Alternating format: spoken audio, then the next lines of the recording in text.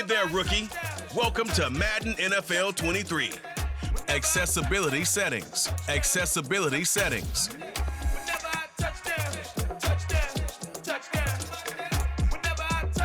Accessibility. Madden 23 gives you multiple new ways to pass the ball.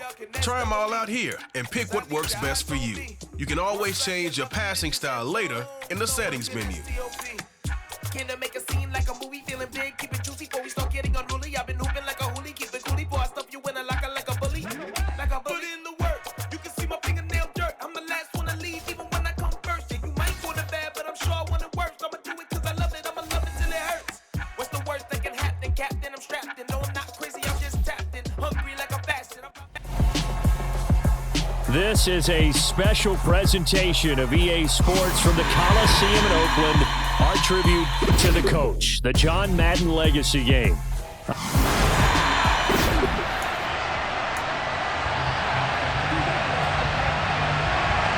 The Coliseum back to its original 70s glory. What a scene in the East Bay, and we're underway in the John Madden Legacy Game. And he won't get this to the 20-yard line as he's down at the 19. So it's the NFC stars who will get the ball first. And, Charles, as we alluded to, we've got a different era of coach on each sideline. So the man coaching this NFC squad, we'll call him Young John Madden, this is a coach who was trying to establish a foothold in the NFL and on the cusp of doing it very successfully. Yeah, you think back to that period, those early days as the coach of the Raiders, the late 60s in the AFL, and then in the NFL in the early 70s. Coach was a guy who was ahead of his time. The Raiders were one of the first teams to have mini camps, one of the first to film practice, because he wanted to practice coaching as much as he could. And his teams, they were successful right from the start of his head coaching tenure. And he's going to be out around the 45-yard line. So as we mentioned at the top, well, let's take you through the life of John Madden. And, you know, it's very fitting that we're here back in the Bay Area, not just because John's so associated with Raider football, but also because this was where he spent his formative years. Yeah, he grew up over in Daly City with his buddy John Robinson, who would also become an NFL head coach. And he played his high school ball at Jefferson High, eventually wound up playing tackle at the University of Oregon, and later Cal Poly San Luis Obispo. Played well enough that in 1958, he was a 21st round draft pick of the Philadelphia Eagles. That's right, the draft had 30 rounds then. But Charles, you mentioned Coach was a 21st round draft pick back in 1958. It was the Philadelphia Eagles who selected him. But unfortunately for John, knee problems, they just continued to dog him. He was hurt in his first training camp, actually never saw the field as a player in the NFL. But it was still during his time with the Eagles, you and I were talking about this before going on air, that you could start to see the light bulb going on for what his career path might entail. And it went on in a big way, didn't it? Because while he was rehabbing his knee, he started to spend a lot of time breaking down film with the Eagles, with quarterback Norm Van Brocklin, the future Hall of Famer and future head coach in the NFL. Remember, Norm Van Brocklin coached with the Falcons, he coached with the Vikings. And was there during that time. I think Coach Madden realized his love of football and love for teaching, combining all that together, and that meant being a football coach. So in 1960, he began his coaching career at a small college south of San Luis Obispo called Allen Hancock, and then later at San Diego State University under another legendary coach, the guy who could throw it around pretty well, Don Coryell. It's been a 7-play opening drive, and this is 3rd and short.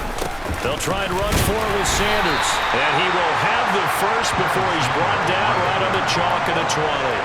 Charles, you know, it was in the early 1960s that a young John Madden made the acquaintance of the owner of the Oakland Raiders, one Al Davis, of course, and the two, they really bonded, would become one of the best owner-coach duos in NFL history. And to take it a step further, Al Davis became someone who John referred to as his best friend. Yeah, 1967, Brandon. Al Davis hired Coach Madden to be a linebackers coach. Remember, this was still the AFL at that point. We had not merged totally with the NFL. And Coach Madden, he paid dividends almost immediately. After the Raiders win the AFL title in 1968, and that meant a date with the Green Bay Packers in what was now known as Super Bowl II. But by 1969, at the age of 32, just 32, Brandon. Trying to find Cup, but it's intercepted. Picked up by the Hall of Famer, Junior Seau. And he will be brought down, but he's got the interception. interception on the final play of this first quarter. So we're through one at the Coliseum in Oakland. The AFC with the football here to begin the second quarter. So, Charles, as mentioned, we've got another Coach Madden over here on the AFC sideline. Of course, his Raiders, members of the AFC West. So this is a conference he battled in for his entire career. And you think about the landscape of the NFL as he was getting into the back half of his tenure. It was a golden era for coaches. You had Don Shula, Tom Landry, Chuck Noll, Bud Grant. But it was John Madden who had the best winning percentage of them all, CD. 759, the best ever. Brandon, it's hard to believe he could be so successful in the conference with all those great teams. The Steelers won 4 Super Bowls. The Dolphins won 2 and were a mainstay in the playoffs. The Colts were tough. The Broncos came on late and went to a Super Bowl themselves. But against Hall of Fame coaches, John Madden's... He's got a man, complete. And they're going to get this to about the 44-yard line. A very early momentum changer there. Actually a dream killer for the defense because they forced a third down. Felt like they had a good chance to get off the field defensively, and then they got hit with that big play. So the big play gets him across midfield now for 1st and 10.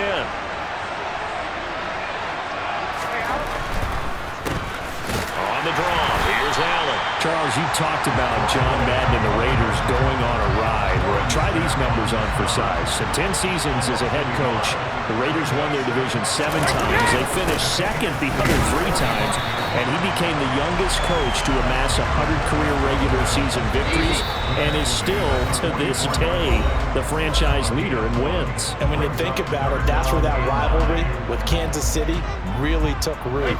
As did the expression, commitment to excellence. And boy, was it personified by the players who played for Coach Madden. On offense, how about quarterback Kenny Stabler, wide receiver Cliff Branch, wide receiver Fred Biletnikoff, tight end Dave Casper, to name a few. How about those great linemen he had? Center Jim Otto, guard Gene Upshaw, tackle Art Shell, all of them in the Pro Football Hall of Fame. And guys on the defensive side of the ball, the Mad Stork himself, Ted Hendricks, Willie Brown, John Matuzak, Otis Sisko, and that big Ben Davidson. So many great players, so many great memories. And that is incomplete. Charles, you think about all the success that John Madden had as an NFL head coach, and he had plenty, and we talked about it, including the 10 straight winning seasons, a Super Bowl title.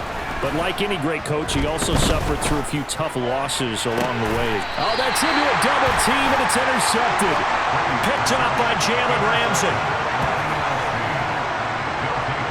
Well, look, we're watching a quarterback here that's obviously been around for a long time. That's a throw he wishes he had back. He certainly does, but as you well know, this is a guy that's used to taking a few chances, used to fitting it into tight windows. These are throws that he's made before. Didn't happen to get it completed in this case. You see the AFC defense heading back out there. And now Big Mo's wearing a shirt of their color. They're hoping to continue that momentum in their direction with maybe another pick. Who's Big Mo? He's momentum, right? Momentum. And right now, he's hugging them. They go back to the air here after the INT on the last drive. And he'll be out of bounds right around the 14. The CD, we spoke of some of the Raiders' tough playoff losses through the decade of the 70s, but for one shining season, they put it all together, and that was 1976. You remember a 13-1 regular season, a memorable playoff win over New England. They dominated the Steelers 24-7 in the AFC title game, and then a meeting with the Minnesota Vikings in Super Bowl 11. Oh, Brandon, what a game that was down at the Rose Bowl in Pasadena. A gorgeous 53-degree day, perfect for football. Raiders got out to a 16-0 lead at the half, and Clarence Davis, no relation, although I would certainly claim him, strong on the ground, 137 yards rushing. How about Freddie Biletnikoff, the MVP of that game, catching everything that came his way? Kenny Stabler running the offense with precision, and we all remember the one that sealed it. The grand old man himself, Willie Brown, with the laser-focused eyes, picking off Fran Tarkenton and taking it 75 yards for a touchdown. 32-14 the final score. Raiders had their first Super Bowl title, and we got the... Now he tries to force it in, and it's intercepted. Snatched by the safety Ed Reed. And he'll return this ball across midfield to the 47-yard line. You can easily see the logic. It's a tie game. They just want to press it a little bit right before the half, hoping to get one more score. Yeah, easy to second-guess the result, but now you have to think after that interception, just a field goal, and they're behind at the break. Yeah, I think at the half, the head coach just says, look, that's on me. I wanted to press it, but it's because I believe in you guys. Now the AFC going to use the first of their timeouts as they'll stop it with a little over 30 seconds to go in the first half of play. After the pickup of 5, here's 2nd and 5. To throw is Brady. And this one taken in on the right sideline, but not in the field of play. They say it's incomplete. The throw led him a little too far. It brings up 3rd down. Brady going to throw. And now the ball's out. Fumble near midfield.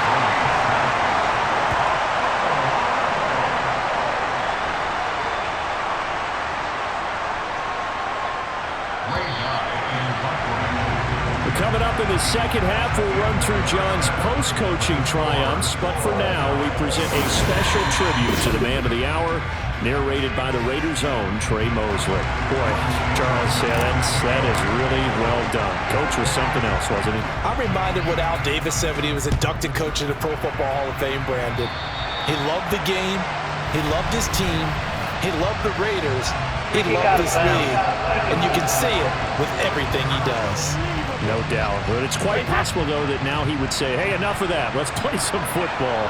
Well, the second half forthcoming from Oakland. Here's Allen. To the 43, 2nd down. So now, Charles, to pick up the story we've been telling, John Madden at 42, he just completed a 10-year stint as the coach of the Raiders. He wants to step away a bit from the grind of coaching, but he doesn't want to step away from the game of football. So he ends up signing on with CBS in 1979 to try his hand at broadcasting. And much like his coaching career, he was pretty much an instant success. Partner, he really connected with the people right from the start, and people may not remember, he wasn't even on the #1 team in the beginning. He worked his way up. But the same things that made him a great coach made him a great broadcaster. The ability to show the big picture, yet break it down into the details. That's what he did with his teams. That's what he did with the people. That way, he was simple to understand, yet insightful for viewers. And he did with that big personality that he had, one that connected with everyone. So for Coach Madden, Charles, by 1981, his broadcasting career is really taking off. He's elevated to the network's #1 booth that calls all the big matchups. And he gets the plum assignment of calling Super Bowl 16, 49ers and Bengals, and he's teamed up with Pat Summerall. And that pairing ultimately would go on to be one of the most influential in sports broadcasting history. Influential not just in us listening to them. Remember, they went on and called 8 Super Bowls together. But how they put together kind of the template that all of us broadcasters follow now. Sitting down with the head coaches and the quarterbacks and the stars of each team before a ball game to get extra information.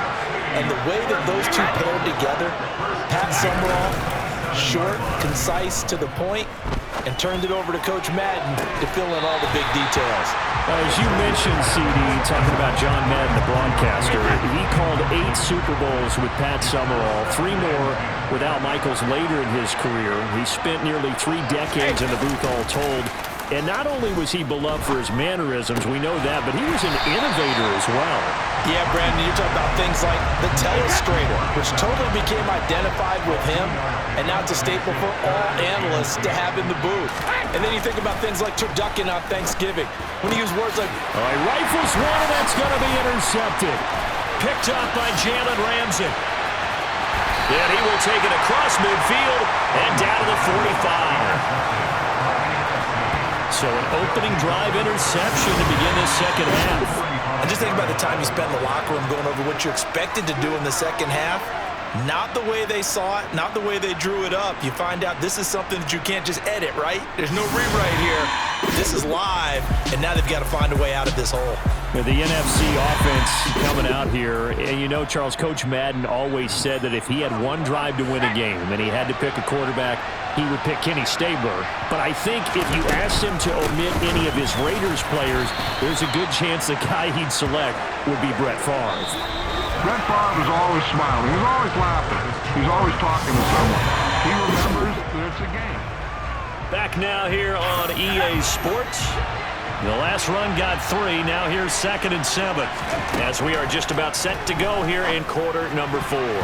A quick throw there, going to be batted away and incomplete. Now, CD, we did get a little ahead of ourselves talking about John Madden, the broadcaster in the 90s and 2000s, because there was another product during that time period that he became quite famous for, and it's something that you and I know a little bit about, and that's the video game that bears his name. Originally John Madden Football when it was first released back in the late 1980s, and now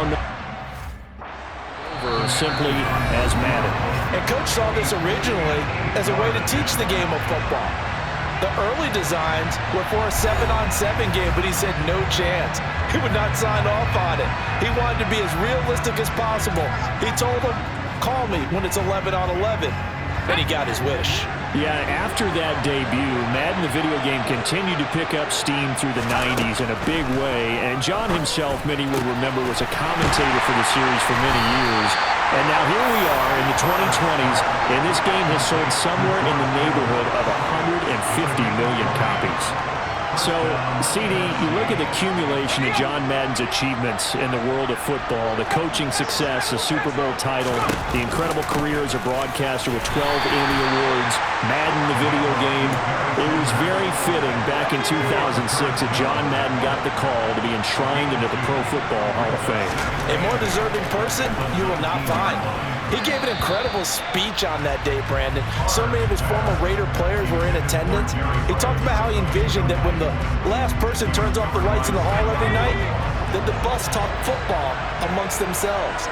And what a discussion that might be. Yeah, he finished his speech by saying, and this is going to be intercepted. Picked off by the 8-time Pro Bowler Steve Atwater. And a big turnover there as his guys will get the football back.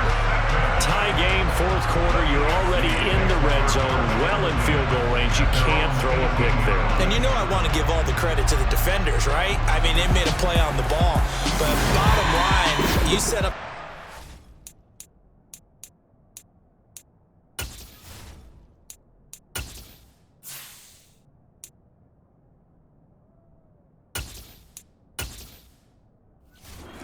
perfectly. You've already got the field goal in the bag. You've got to make sure you take care of the football in that situation. They begin the drive on the ground with Allen. You think about John Madden in his retirement years post-broadcasting. He was about as active as most people are in their working years. I mean, he continued to play a key role on the NFL's competition committee. He was available to a wide range of people as a tutor, as a mentor. He continued to teach the game of football to all who would listen. And Charles, as you and I know, he even continued to provide input, a lot of input on the Madden video game. Yeah, I know a lot of folks that design and build this game certainly look forward to their yearly visits out to the Madden compound that he had out in the East Bend. They pitch the new aspects of each year's game to him, get his feedback, and then get to sit back and spend 6 hours with him on a Sunday, watching football and listening to him tell stories and talk even more ball. It had to be an incredible experience for all involved. They stay on the ground with Allen. And he gets forward up the middle, but only for a couple. It'll be 2nd down. Give him a couple on the carry there, 2nd and 8. What a game it's been. Neither side giving an inch. 2 minutes to go. All tied in the John Madden Legacy game. Now 2nd and 8 at the 32-yard line. Now Brady. And he'll find Hall. And he's out of bounds, able to take this one up to the 35. In search of 4 yards here to pick up the 1st down. To throw is Brady. He's got a man, Andre Reed, complete. And he's going to be out of bounds right at midfield.